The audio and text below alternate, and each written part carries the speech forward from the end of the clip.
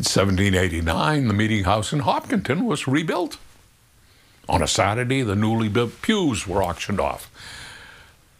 The congregation was there to bid. I say congregation, I mean the heads of the household of the attending church families, and on this day, there were only men bidding for their seats. The pew areas were these square boxes like sheep pens, benches inside. The bidding was the way, of course, they paid for the construction of said pews. Pews had doors that opened into the aisles of the meeting house. The doors were hung before the cap piece was nailed to the top of the pews. Around to finish it off, the cap piece was even nailed into the door, so you couldn't get in to your pew until the cap piece was sawn through at the joints of the doors. When a bid was accepted, the carpenter would saw through the cap and allow the worshiper to enter the area. Well, on this day, Joshua Morse suggested that nobody should have his pew door sawed open until he had marched all those present across the street from the meeting house to Major Isaac Babson's tavern and treated everybody to a rum toddy.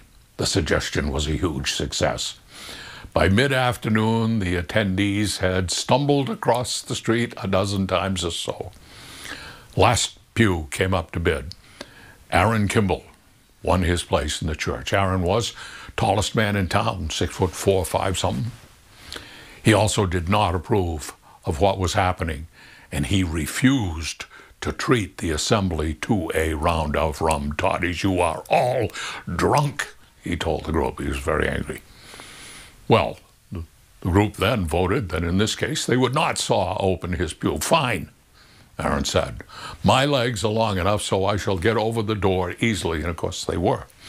And he went home, and later that evening, a young man named Isaac Long, with a couple of his friends, came into the meeting house, and they built this stile beside a pew, like you get over a wall with.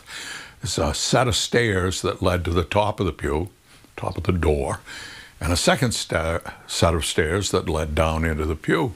Next day, Aaron Kimball arrived at church with his family. He'd been told of the workaround.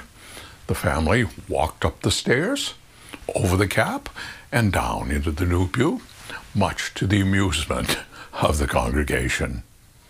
And later, of course, somebody did saw open the door, and by then both sides had made their point.